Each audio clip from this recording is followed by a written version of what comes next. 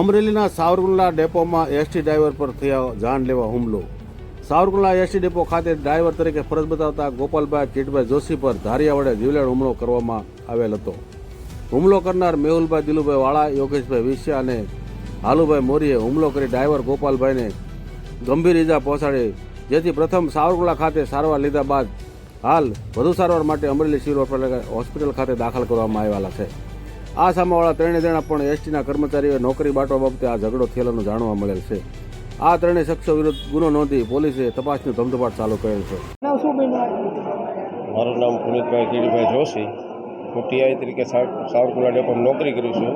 મારો ભાઈ ત્યાં ડ્રાઈવર તરીકે નોકરી કરે છે, ગોપાલભાઈ કીડીભાઈ જોશી. આજે અમારા T9 બાબતની ચર્ચા બાબત મારા ડેપો મેનેજર સાહેબે એની અધ્યક્ષતામાં ત્રણેય સંગઠનના પ્રમુખો મહામંત્રીઓને બોલાવ્યા હતા ચર્ચા માટે. ત્યારે ચર્ચા પૂરી થયા બાદ મારો ભાઈ બહાર ચેમ્બરની બહાર ઊભો હતો અને આ ત્રણ શખ્સો ભાઈ મેહુલભાઈ દિલુભાઈ વાળા, યોગેશભાઈ બિશુભાઈ વિસ્યા અને આલુભાઈ રામભાઈ મોરી, એ ત્રણેય શખ્સોએ હથિયારો વડે મારા ભાઈ ઉપર હુમલો કર્યો, જાનલેવા હુમલો કર્યો છે. અને ત્યાંથી અમે સાવરકુંડલા સિવિલમાં ગયા, ત્યાંથી અમને રિફર કરીને અહીંયા અમરેલી રિફર કર્યા છે.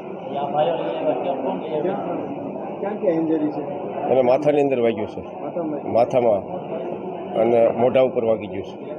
હા, હથિયારો ધારિયા જેવા હતા હથિયારો.